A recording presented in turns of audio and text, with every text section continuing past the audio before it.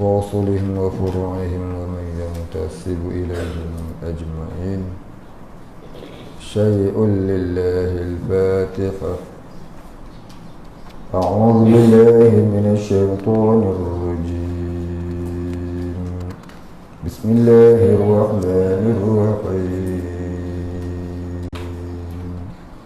الحمد لله رب العالمين الرحمن الرحيم مالك يوم الدين.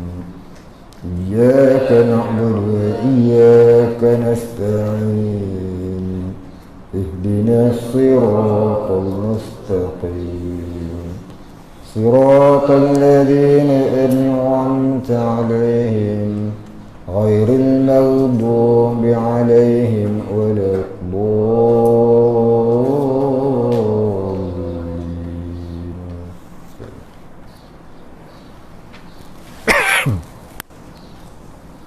الحمد لله رب العالمين والصلاة والسلام على أشرف الأنبياء والمرسلين وعلى آله وصحبه أجمعين.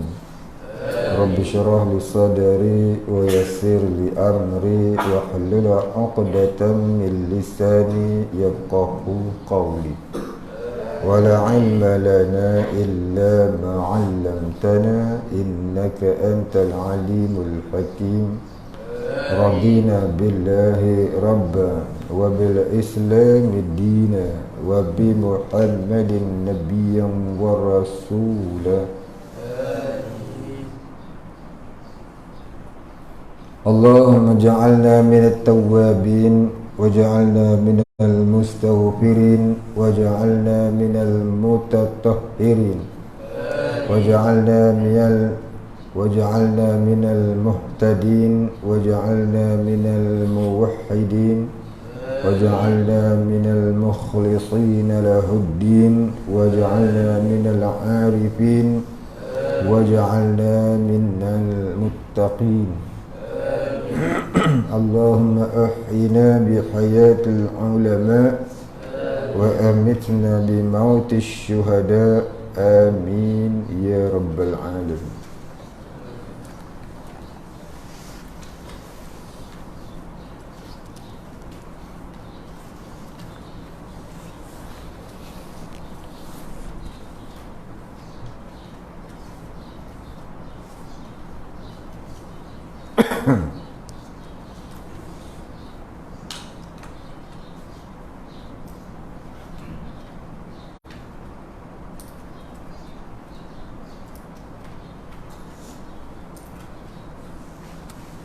Bismillahirrahmanirrahim.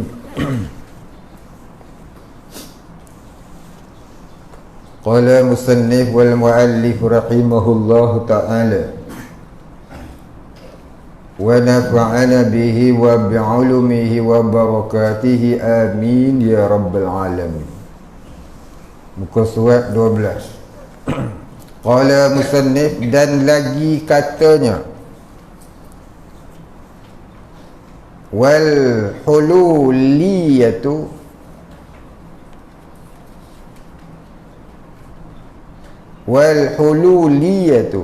idza ra'u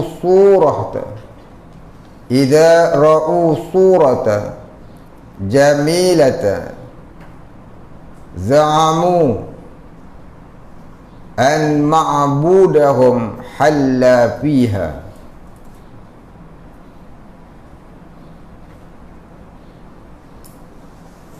Artinya bermula hululiyah apabila melihat mereka itu akan rupa yang elok-elok, menyangka mereka itu bahwasanya Tuhan yang disembah oleh mereka itu, iaitu menempatilah ia di dalamnya.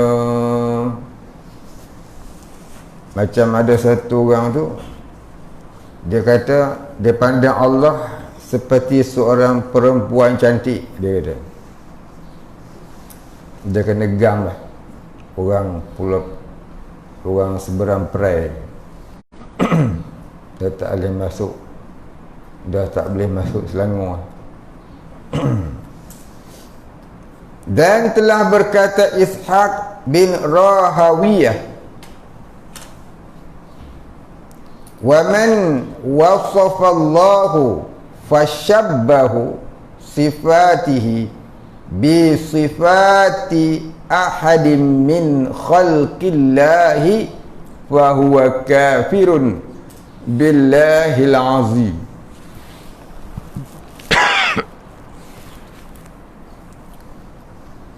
Wa man wasafa Allahu fashabbahu sifatihi bi sifati ahadin min khalqillahi fa huwa kafirun billahil azim. Barang siapa mensifat ia akan Allah, maka diserupakan sifatnya itu dengan sifat seseorang daripada makhluk Allah, maka iaitu kafir ia dengan Allah, Tuhan yang Maha Besar.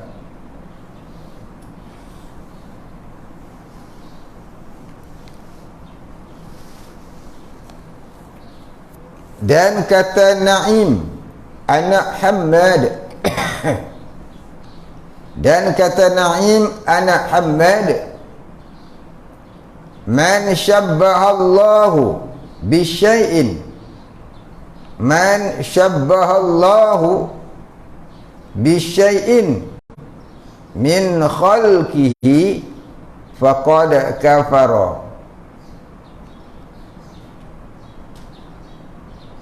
Wa man ankara ma wasafallah, wa man ankara ma wasafallahu bihi nafsahu faqad kafara. Barang siapa menyerupakan Allah dengan sesuatu, dengan makhluknya,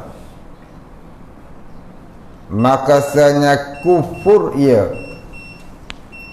Dan barang siapa mengingkarkan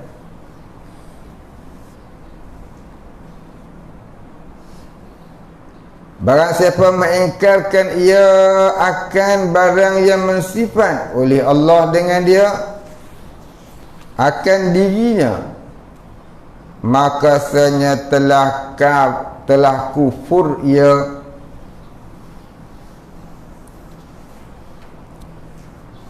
Baik, ini semua cerita barang siapa yang menyerupakan Allah dengan sesuatu. Kita belajar ilmu tauhid, Allah Ta'ala tidak serupa dengan sesuatu. Mukhalafatuhu Ta'ala lil hawadith. Allah tidak menyerupai dengan yang baharu.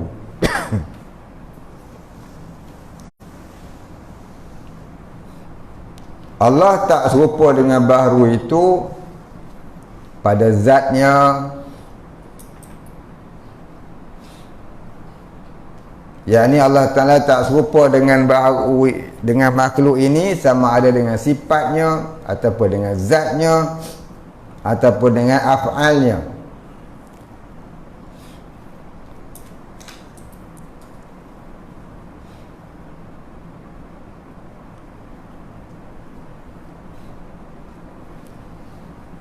Zat Allah Ta'ala itu Maha Esa. Maknanya tak serupa zat Allah Ta'ala itu dengan sesuatu.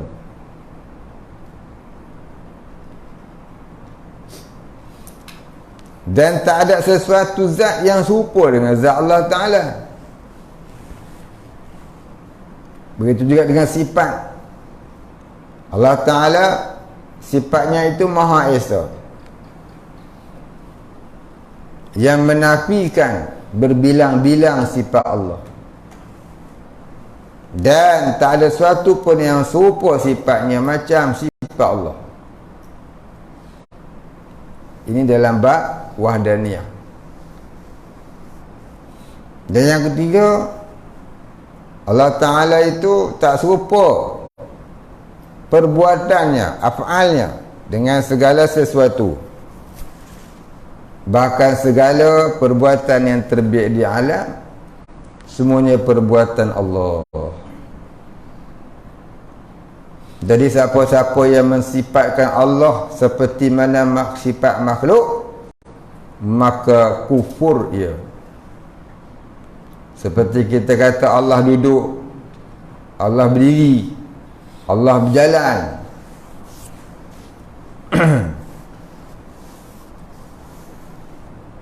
Termasuklah kita kata terkadang Allah marah, terkadang Allah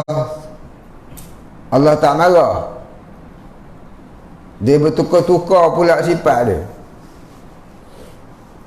Apabila Allah murka, maka Allah Ta'ala menurunkan azab. Bila Allah Ta'ala suka, maka Allah Ta'ala menurunkan nikmat. Jadi sifat Allah Ta'ala tu berubah-ubah. Kejap suka, kejap tak suka, kejap marah, kejap okey. Macam tu sifat Allah Ta'ala. Tentang sini ni banyak orang keliru. Pasal apa dia orang keliru? Pasal baca Quran tafsir pakai akal. Baca Quran tafsir pakai akal, tak pakai kaedah ilmu tauhid.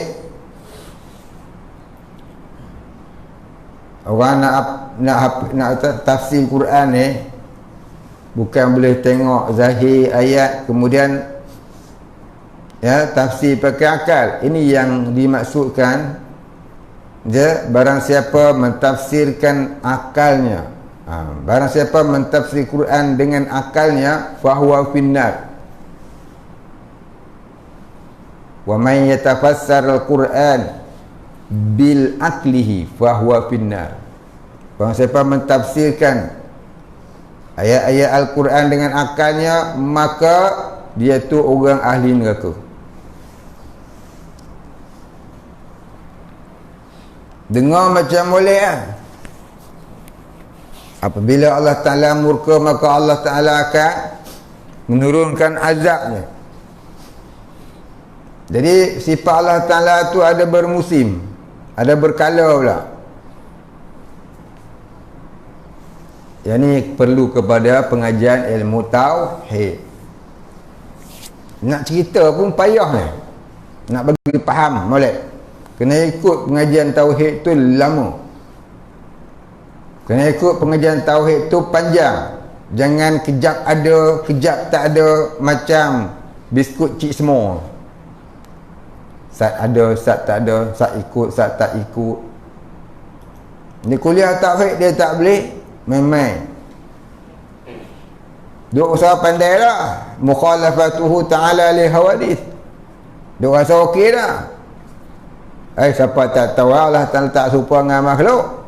Tiba-tiba dia kata sifat Allah Ta'ala tu bermusim. Bila Allah Ta'ala suka, Allah turunkan nikmat. Bila Allah Ta'ala marah, Allah turunkan azab. Ada bila pula, ada berwaktu pula. Bukankah Allah Ta'ala tidak melalui masa? Wala fi zamanin. Sifat Allah Ta'ala tak melalui masa. Ni yang kata melalui masa pula. Macam mana nak jawab ni budak? Macam mana nak jawab soalan lagu ni? Ni kata tauhid, ni kata akidah. Faham? Jadi banyak kali dah saya sebut, ingat dalam kaedah tauhid Allah sudah mentakdirkan sesuatu belum azali lagi. Bahkan takdir Allah itu qadim, tak ada mula bagi adanya. Bukan asal Tuhan tak takdir, lepas tu baru Tuhan takdir. Dah. Takdir Allah itu qadim. Macam mana zat Allah Ta'ala tu qadim, macam mana sifat Allah Ta'ala tu qadim, takdir Allah pun qadim. Qadim maknanya apa? Adanya tak ada mula. Jadi takdir Allah ni belum ada Lauhul Mahfuz dah ada takdir. Lauhul Mahfuz tu baru makhluk. Allah mentakdirkan sesuatu bukan dimulai oleh tiada. Lepas tu baru Tuhan takdir. Bukan macam kita buat plan rumah. Plan rumah kita asalnya tak ada. Kemudian dah dapat tanah, beli tanah, barulah kita upah orang buat plan rumah kita. Takdir ni plan lah. Planning nak buat apa, tu kata takdir. Jadi jangan samakan takdir Allah dengan takdir manusia. Takdir manusia dimulai oleh tiada. Dimulai dengan berfikir terlebih dahulu, merancang terlebih dahulu. Tapi takdir Allah qadim, lagi azali. Plan Allah tu tak ada mula, tak berubah-ubah. Jadi makhluk ini hanyalah menjalani takdir Allah. Makhluk ini hanyalah menjalani takdir Allah. Kalau kita jumpa dalam Quran, apabila Allah murka, apabila Allah suka, itu adalah ayat mutasyabihat. Itu bukan ayat muhkamat kau, bukan. Bukan ayat kisah, bukan. Itu ayat mutasyabihat tu. Jadi kita kena faham, bukan tak kala berlaku sesuatu tu masa itu baru Allah bersifat murka ataupun kasih. Kalau begitu membawa kepada pengertian Allah itu baharu. Sifat Allah itu berubah-ubah. Sifat Allah jadi macam arat lah, macam sifat kita. Sak suka, sak tak suka.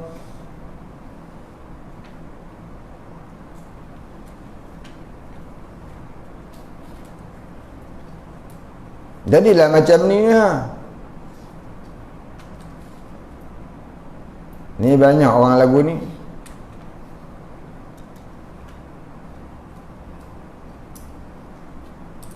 Jadi macam mana kita nak kata bila datang bala,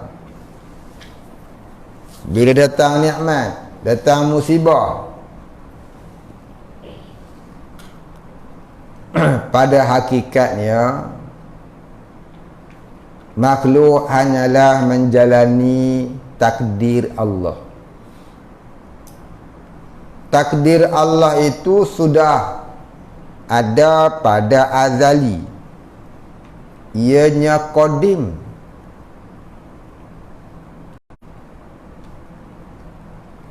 Adapun ayat yang mutasyabihat,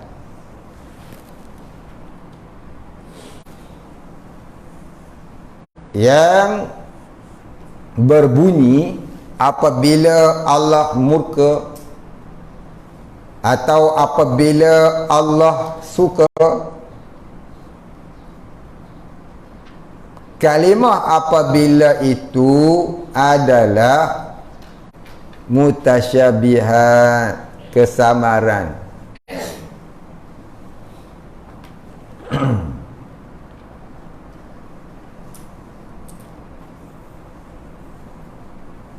Jangan dipaham sifat Allah berubah-ubah, maka membawa kepada maksud au fi zamanin. Dalam kitab Ummul Barahin, yakni Allah Ta'ala itu melalui zaman, melalui masa. Dalam bab mukhalafatuhu lil hawadith, Allah tak melalui masa.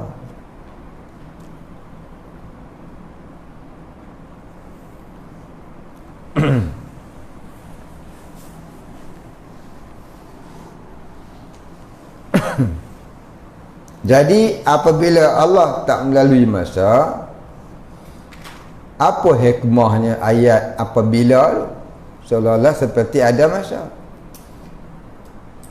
Jadi ayat itu ialah ayat mutasyabihat.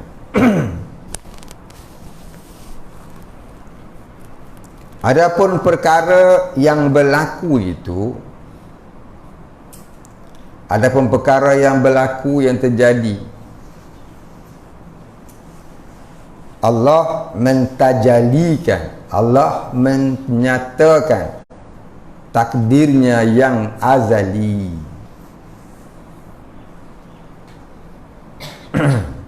Allah menyatakan kemurkaannya. Bukan tak kala itu baru Allah murka.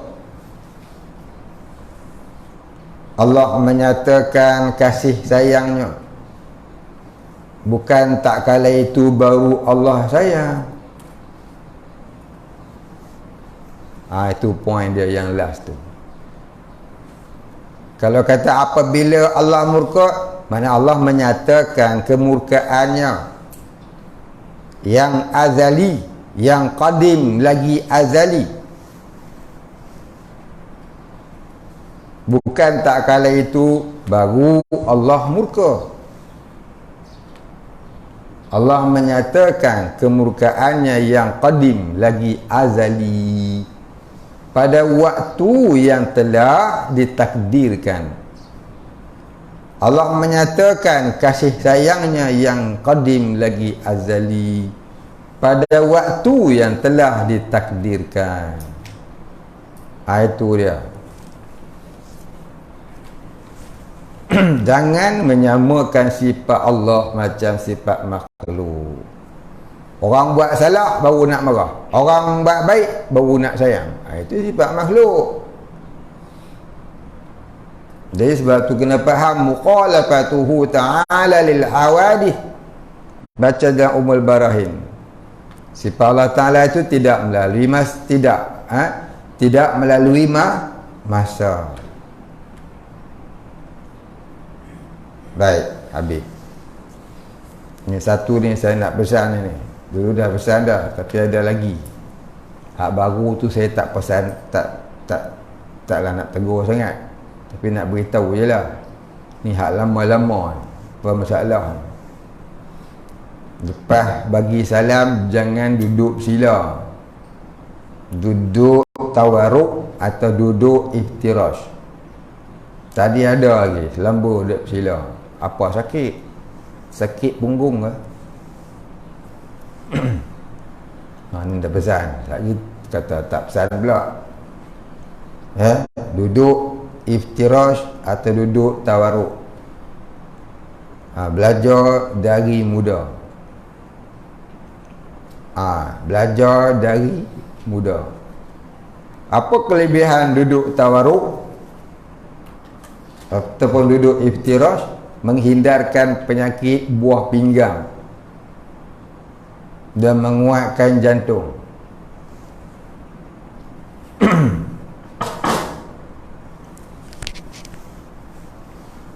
Apa kelebihan duduk bersila? Ada juga kelebihan dia. Tapi sebab muda-muda ni, saya nak suruh duduk iftirash dan tawaruk bagi terbiasa. Terbiasa dengan keadaan tawaruk dan iftirash. Sebenarnya ada banyak kelebihan dia. Baik. Pak ni jangan duduk sila. Dia kata ustaz duduk sila. Saya dah tua. Jawapan dia. Dalam amalan tarikat syatariyah dia kena duduk sila. Dia tak boleh duduk tawaruk, dia tak boleh duduk iftirash. Sebab tu saya duduk sila. Jadi kamu ni kena duduk tawaruk, kena duduk iftirash. Baik, habis. Boleh faham tak? Itu maksud kata jangan mensifat akan Allah Ta'ala itu dengan sifat-sifat makhluk. Antara orang yang tak perasan ialah orang kata Allah Ta'ala itu sifatnya berubah-ubah. Kejap dia marah, kejap dia suka. Bila dia marah, dia datangkan tsunami.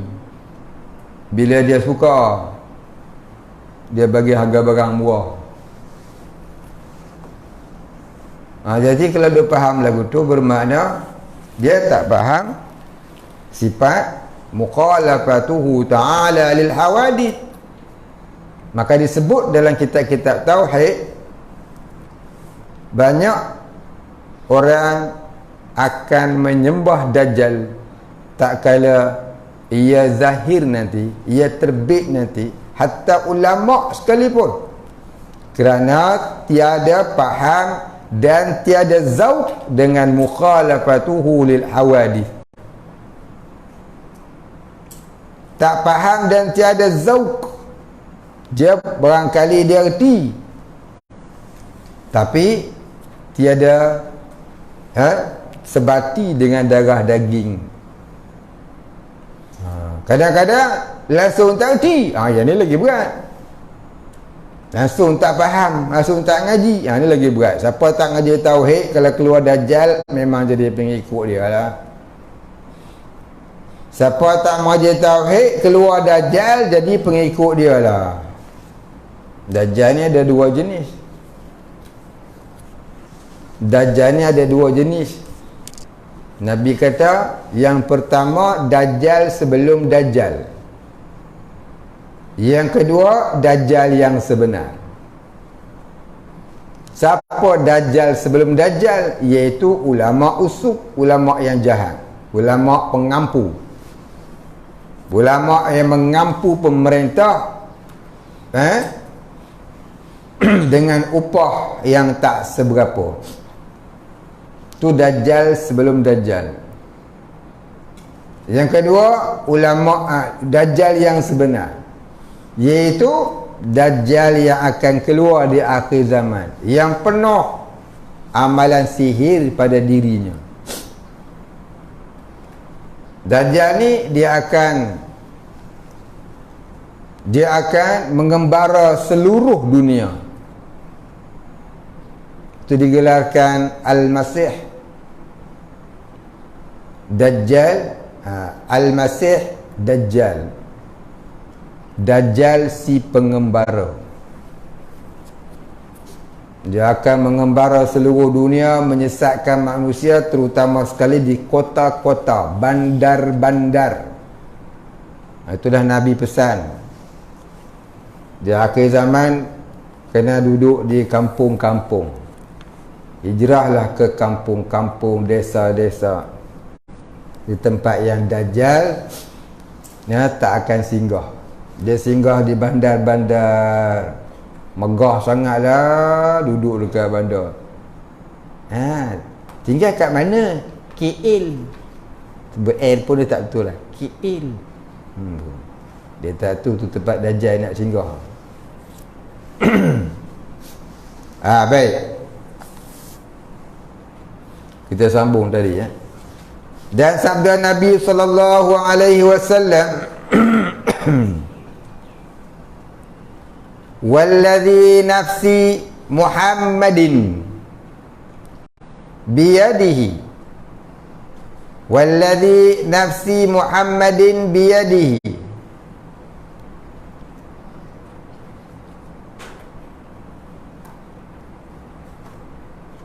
Apa benda tulis? Tengok bawah makna dia apa. Tak boleh baca tulisan dia ni. Lam ke mim? Lam mim ta fa ta ra qaf mim nun. Oi, tak erti baca. Tengok makna dia di bawah. Bermula diri Muhammad itu.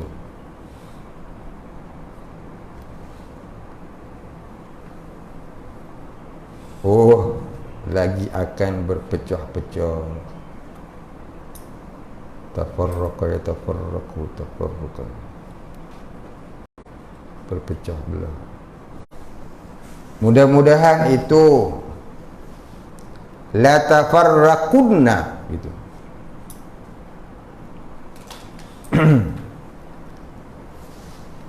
Berpecah-pecah ni la tafarraqunna la tafarraqunna lam. Nah, dia masuk lam.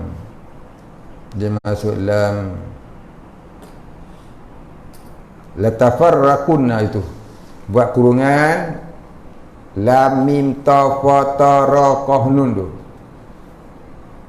Buat kurungan dengan padang, dengan potong. Buat kurungan. Lepas tu tulis nombor kat bawah dia, tulis kat luar. La tafarraqunna lam tafara qaf nun. Lam tafara qaf nun. La tafarraqunna, gitu. Lagi akan berpecah-pecah ummati, umatku gitu. Walladhi nafsi Muhammadin biyadihi la tafarraqunna ummati ala 73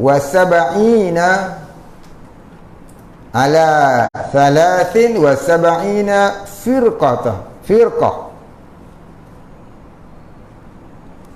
fawahidatun fil jannati wa thintani wa sab'una fin nari.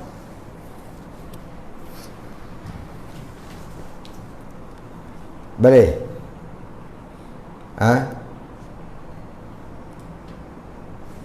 Ngaji nahwu tak pandai lah baca. Walladhi nafsi Muhammadin biyadihi la tafarraqunna ummati ala 73 firqah fawahidatun fil jannati wa thintani wa sab'una fin nari.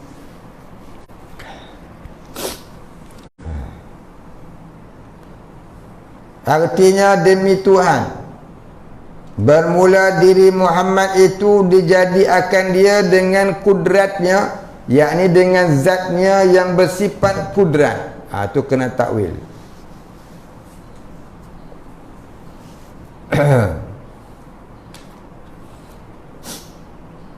Dia tulis biyadihi, dengan tangannya. Dia dah pun takwil biyadihi itu dengan kudratnya. Kita takwil lagi bagi makna yang sebenarnya, iaitu dengan zatnya yang bersifat kudrat. Dalam ilmu tauhid wajib kita beriktikad Allah jadikan suatu bukan dengan kudratnya. Kalau kita kata Allah jadikan suatu dengan kudratnya, maka jadi kufur. Dan janganlah pula kita beriktikad Allah jadikan suatu dengan zatnya. Kalau kita iktikad begitu, jadi fasik. Dan jangan pula kita iktikad Allah jadikan suatu itu dengan namanya Allah, atau namanya Qadir, atau namanya Qahhar. Maka begitu jadi syirik. Syirik jali. Maka wajib kita beriktikad Allah jadikan suatu itu dengan zatnya yang bersifat kesempurnaan, zatnya yang bersifat dengan sifat-sifat kesempurnaan. Contoh kita kata Allah jadikan alam ini dengan zatnya yang bersifat kudrat. Jadi berkata Allah Ta'ala menjadikan alam dengan kudratnya adalah haram, selagi tidak i'tiqad. Kalau dibuat i'tiqad, jadi apa tadi? jadi kufur. Ngaji payah nak faham ni. Tulis tengok tak berhenti.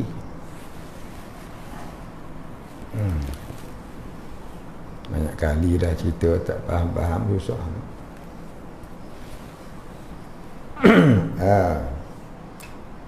Jadi Allah Ta'ala menjadikan alam dengan zatnya yang bersifat kesempurnaan. Kalau dia tulis dengan, dijadikan dia dengan kudratnya, maka itu kena takwil. Ya, takwilnya Allah jadikan alam dengan zatnya yang bersifat kudrat. Allah melihat dengan zatnya yang bersifat basar. Begitulah seterusnya. Banyak kali dah cerita ni, tu pun tak ingat-ingat tu.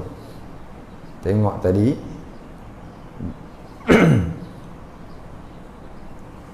Baik, habis. Sesungguhnya lagi akan berpecah-pecah umatku. Nabi kata, sesungguhnya lagi akan berpecah-pecah umatku. La tafarraqunna tadi. Atas 73 puak, atas 73 firqah. Firqah ni apa maksud firqah? Firqah ni maknanya pecahan.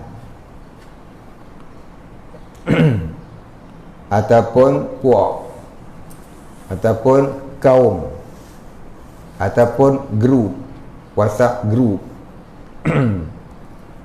Maka yang satu firqah itu di dalam syurga, dan yang 72 firqah itu di dalam neraka.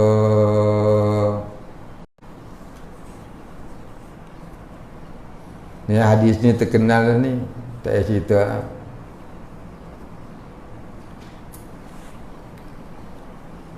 Dan lagi sabdanya,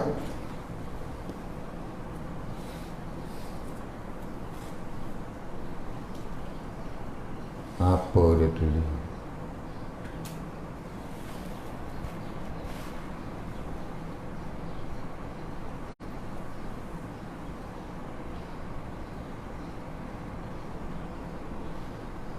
Apa makna dia? Tawi olehmu, aku khabarkan akan kamu dengan yang terlebih besar.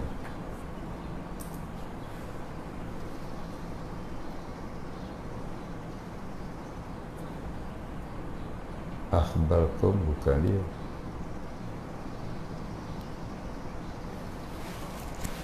Mudah-mudahan tu unabbiukum.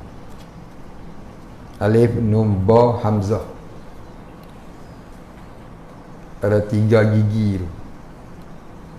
Ada 3 gigi sebelum kum tu. Alif nun ba hamzah. Alif nun ba hamzah kaf mim. Unabbiukum, aku khabarkan akan sekalian kamu.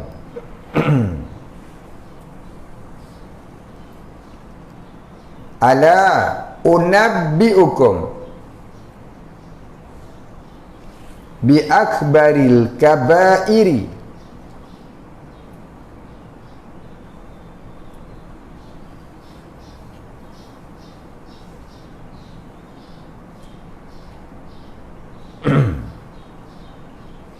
Ni bawah ni pula dah.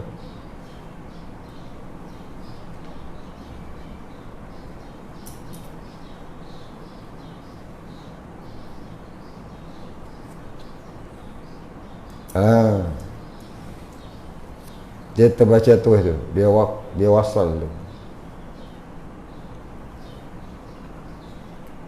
Macam huruf ba bawah tu. Bukan ba tu.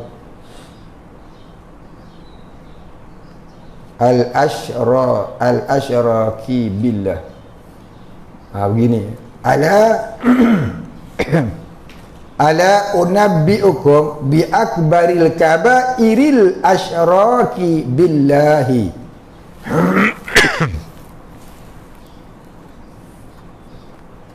Ala unabbiukum bi akbaril kabairil ashraki billahi. Gitu. dengan yang terlebih besar daripada segala dosa besar, iaitu syirik dengan Allah. Wa uququl walidain, wa uququl walidain. Dah, boleh? Saya baca lagi sekali. Ala unabbiukum bi akbaril kabairil asyraki billahi wa uququl walidain. Artinya, ketahui olehmu, aku khabar akan kamu dengan yang terlebih besar daripada segala dosa besar, iaitu syirik dengan Allah dan derhaka bagi dua ibu bapanya. Ni dosa yang Allah Ta'ala bagi segera azabnya, terkadang di dunia lagi.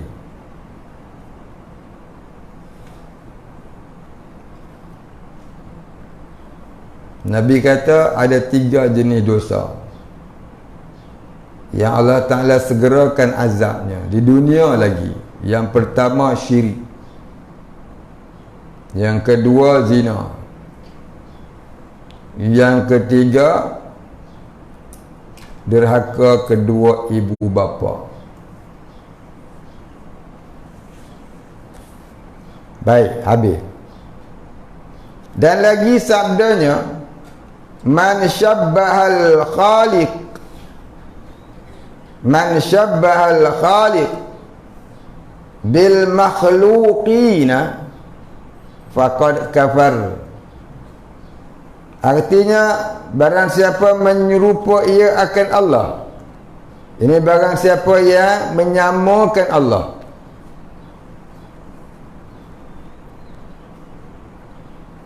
yang menjadikan dengan makhluknya, maka sesungguhnya telah kufur ia. Maknanya siapa menyamakan Allah tu dengan makhluk, menserupakan Allah dengan makhluk, maka jadi kufur ia. Jadi kalau orang kata apabila Allah murka maka Allah turunkan bala, adakah dia syirik? Jangan kita hukumkan dia syirik. Cuma kita boleh kata begini, ya, orang yang mentafsirkan Quran dengan akalnya, maka dia menempatkan dirinya di dalam neraka. Tersalah mentafsirkan Quran, sekurang-kurangnya berdosa besar. Namun terkadang boleh membawa kepada syirik. Maka wajib belajar ilmu tauhid terlebih dahulu sebelum ilmu-ilmu yang lain.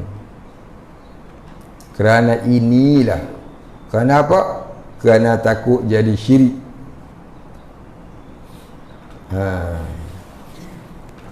Faham?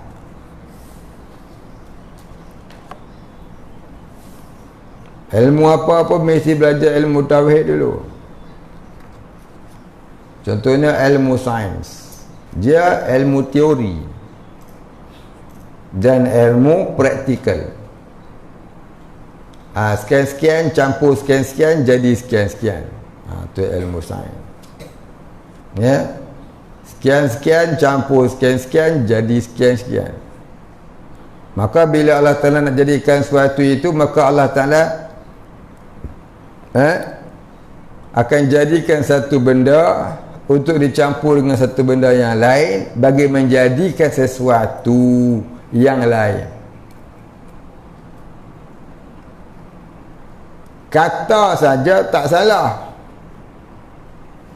cakap saja tak salah, harus. Tapi bila dia i'tiqad Allah Ta'ala perlukan sesuatu bagi menjadikan sesuatu yang lain, maka itu jadi syirik. Allah perlukan sesuatu untuk jadikan sesuatu maka itu jadi syirik. Sebab apa? Allah berhajat, Allah perlu, Allah tidak maha kaya, dia masih perlu.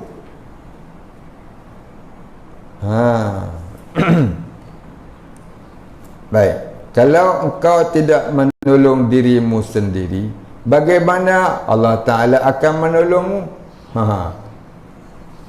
Itu ialah tu. Allah perlu kepada kita sendiri tolong kita, barulah Tuhan boleh tolong. Kalau engkau sendiri tak berubah, macam mana Allah nak berubahkan engkau ini jadi baik?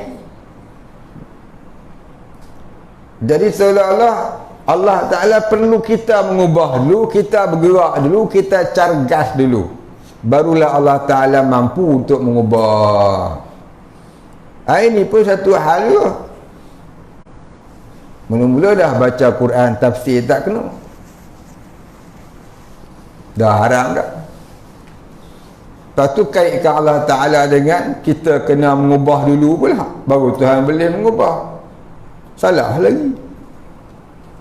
Bunyi macam cakap agama, tapi tak jadi agama sebenarnya. Jadi macam tasyabbah bisyirkillah, menyerupai mensyirikkan Allah, pensyirikan kepada Allah.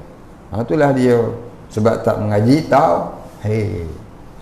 Lepas tu nak mengaji tafsir pun kena mengaji tauhid dulu. Kita tak mengaji tafsir lagi, sebab saya nak mahirkan dulu nahu dengan tauhid. Banyak orang mula ni tak nak mengaji tauhid, terus mengaji tafsir hadis, tafsir hadis. Lepas tu hurai pakai masjid-masjid tengok orang ni, baca tafsir, baca hadis, baca tafsir, baca hadis. Tafsir dengan hadis ni ilmu penghujung. Orang mahir dah nahu, sorak, mahir dah tauhid, fiqh, tasawuf, barulah belajar tafsir hadis. Tu ilmu hujung-hujung dah tu. Ini apa orang tak kerti lagi, terus tafsir. Masya Allah. Tu dia tafsir ke hentam orang lah. Dia tak kena, orang kena. Belum apa-apa ke dah baca ilmu hadis, lepas tu baca hadis hentam orang lah. Orang semua kena, dia tak kena. Dia buat tak apa, orang lain buat kena. Inilah penyakit. Penyakit pasal tak belajar tauhid, fiqh, tasawuf, nahu, sorak terlebih dahulu. Kita tak reti nahu sorak ni, kita kena tipu. Tak reti lurah, tahan sikit. Tak reti nahu sorak, kena tipu. Pak Arab banyak tak reti nahu sorak, tapi dia fahamlah bahasa Arab, bahasa dia, tapi tak faham nahu sorak. Sebab tu Pak Arab banyak kena tipu. Nabi sebut lah, akhir zaman satu masa orang Arab ni akan runtuh. Cuba tengok Pak Arab, bukanlah semua. Negara Arab ada 36 negara. Kat Mekah dah ada Hindu dah, Arab Hindu. Arab Kristian tu ada hampir 50 juta di dunia. Arab Kristian, nampak? Pasal dia pandai bahasa Arab ni, lurah,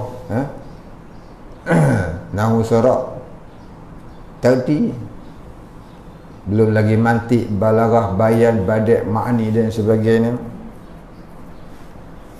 Kita pun tak erti juga, sembang je lah. Belajarlah sikit-sikit, boleh-boleh mampu tak terima akan. Agak-agak tak kena tipu lah, bukan? Agak-agak tak kena tipu dengan pok-pok penipu ni. Jaga-jaga ke zaman orang suka belik-belik baca Quran, tafsir pakai-pakai.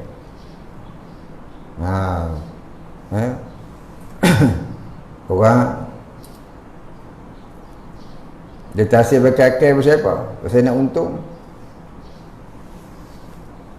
Pasal nak untung. Nak untung. Dalam Quran kan ada sebut, kan? Ulaikal ladzina ishtaraw ad-dhalalata bil huda fama rabihat tijaratuhum. Mereka itu ialah orang-orang yang membeli kesesatan dari hidayah Allah, maka mereka tidak akan mendapat keuntungan dengan perniagaan mereka itu. Menega. Ni orang-orang alim yang kaki pengampu pemerintah yang zalim, inilah dia. Orang-orang alim yang mengampu-ngampu pemerintah yang zalim, inilah dia yang Nabi kata Dajjal yang sebelum datangnya Dajjal. Akhir zaman ni buat kebun lagi baik. Buat kebun, belah kambing pun tak jadi ke. Kalau kambing ada reban dia tak apa. Kalau kambing lepas-lepas itu ya, dia makan orang. Belah lembu, belah lembu tak apa, tapi jangan lepas, dia makan orang.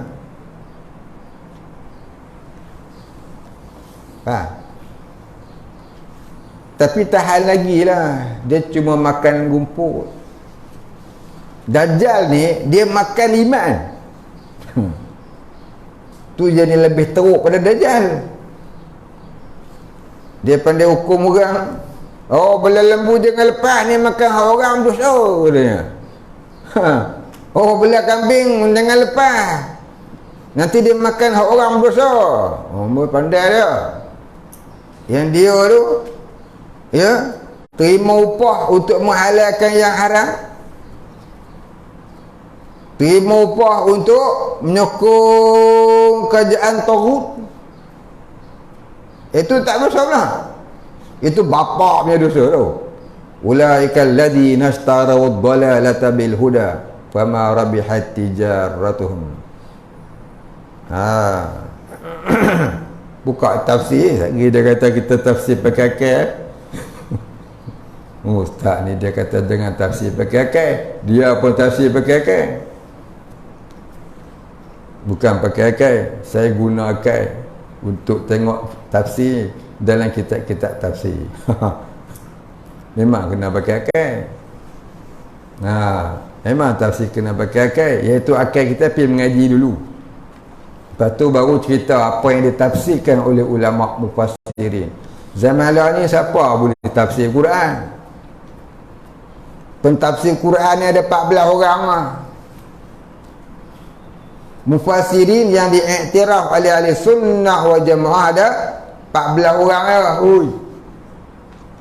Lain pada tu tak ada Yang ada hari ni orang yang membacakan tafsir oleh para mufassirin tadi.